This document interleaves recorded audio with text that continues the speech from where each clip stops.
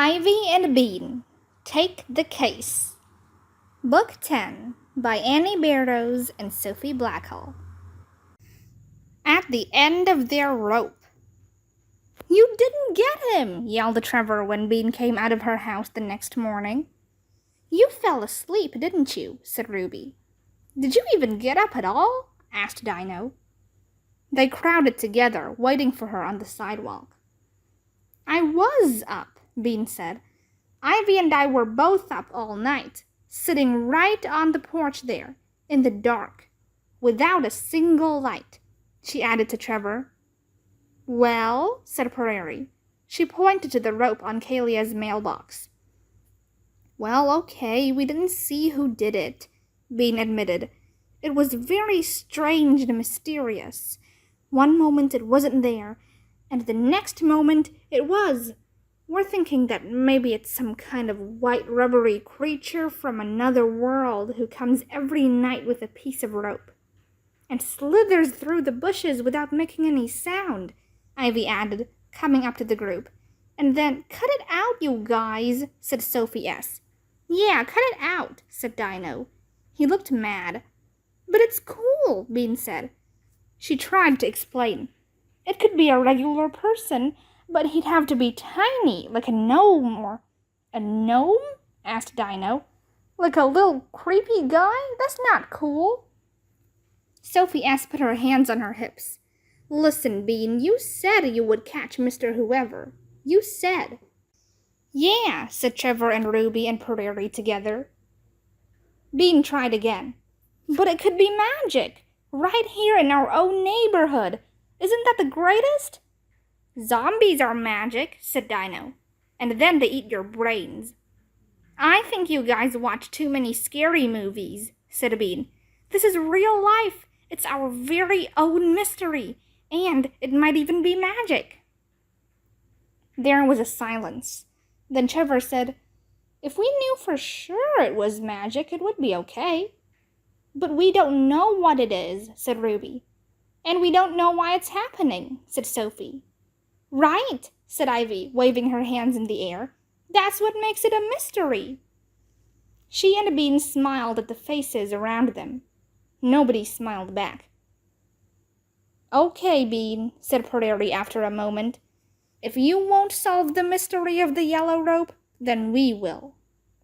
Sheesh, they were so serious. "Fine," said Bean. I'll solve it. Meet me in the PI office after school." All day, Bean thought about magic and Al7 and being a PI, but most of all, she thought about solving the mystery of the yellow rope. She thought about it during rug time. She thought about it during drop everything and read. She thought about it during Mad Minute Math. She even thought about it during recess. By the end of the day, she still hadn't solved a thing. The case was uncracked. After school, Ivy and Bean walked home. They walked very slowly. Then they walked backward. Then they played a straitjacket, where you could only turn when you ran into something. It took a long time to get back to Pancake Court. The closer they got, the slower they walked. "What am I going to do?" asked Bean. "I'm supposed to solve the mystery." "Maybe you could say that a zombie did eat your brains," Ivy suggested.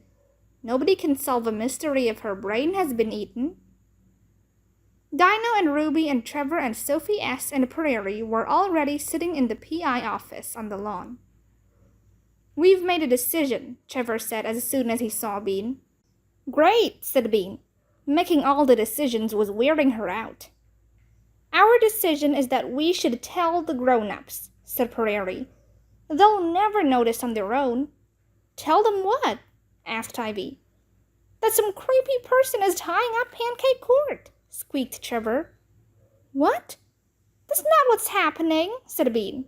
"That's a terrible decision," said Ivy at the same time. "We have to tell a grown-up," said Sophie. "No, they'll get all upset," said Bean. She looked over at the bright yellow rope, almost at her yard. "They'll untie the rope and throw it away." "They'll catch whoever it is," said Dino. Yeah, and if it's all slithery and white like you said, they'll... Trevor made a blowing up sound. Ivy and Bean looked at each other with wide eyes. Blowing up magical creatures from other worlds? That was horrible. You'll hurt it, Ivy cried.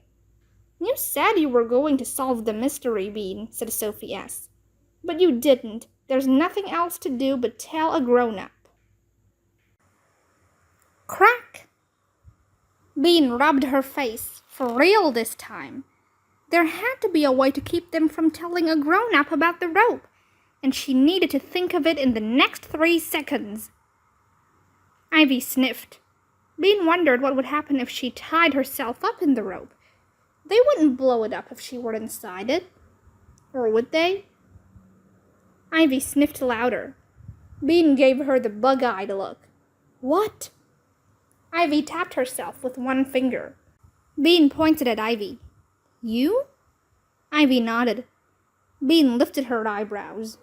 Really? Ivy nodded again. Go ahead. Ivy was the most amazing person in the world. Bean smiled. Okay.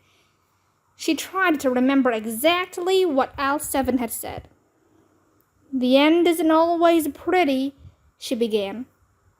Everyone looked confused. What? Said Ruby. Bean sighed. She shook her head. Friends, they break your heart, I guess. Whose heart? Said Sophie S. What are you talking about? Bean grabbed Ivy's arm and said loudly, Crime doesn't pay, pal. Ivy fell to her knees. You got me, she wailed, covering her face with her hands. It was me. I did it.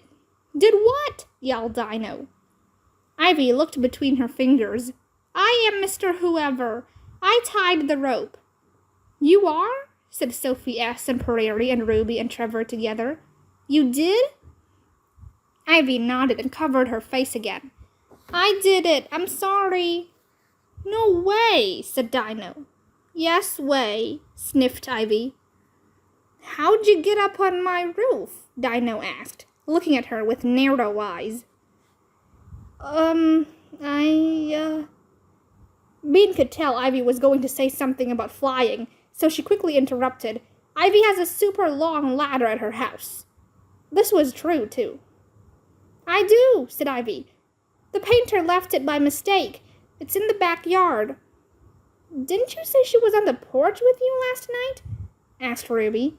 How could she add a new piece of rope when you were sitting right there? When she fell asleep, I snuck off the porch and tied a new piece onto the end. I lied to my friend. Ivy buried her face in her hands again.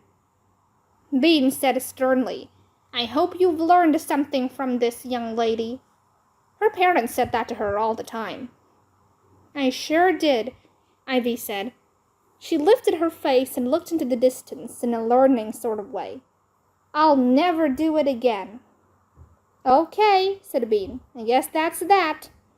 She looked at Trevor and Ruby and Prairie and Sophie S. and Dino. So we're done, she said loudly. The end. Case cracked. Mystery solved. There was a pause. Then Dino said, But why? Why did you do it? To scare you, said Ivy. To terrify you. Sorry. There was another pause. I wasn't scared, said Ruby. Me neither, said Dino and Sophie S. together. They made snorty sounds. Like I'd be scared of a yellow rope, said Prairie. Yeah, it was dumb, said Trevor. He got up. I'm going. I've got stuff to do. Me too. Yeah. Rope. Ha! Who's scared of a rope? One by one, they walked away. Ivy and Bean watched them go. When they were finally alone, they looked at each other. That was good, said Bean. That was really good. Ivy nodded. We saved a magical creature from doom. We are friends of magic, she called loudly, just in case the magical creature was listening. Bean leaned over her desk to take another peek at the yellow rope. You know what? I think I'd better take this desk and stuff down. I don't want the rope to feel crowded. Right, said Ivy. That was a close one. Yeah, said Bean. I don't want to be a PI anymore. I think I'll go back to being the person who makes up fortunes for fortune cookies. That's a good job, said Ivy. I'm still going to be a witch. I'll write a fortune that says, you will soon meet a witch, and then you can come out from under the table, and the fortune will be true, said Bean. And then everyone will want my fortunes. Ivy nodded. We'll be a team. It was nice to have the future all worked out.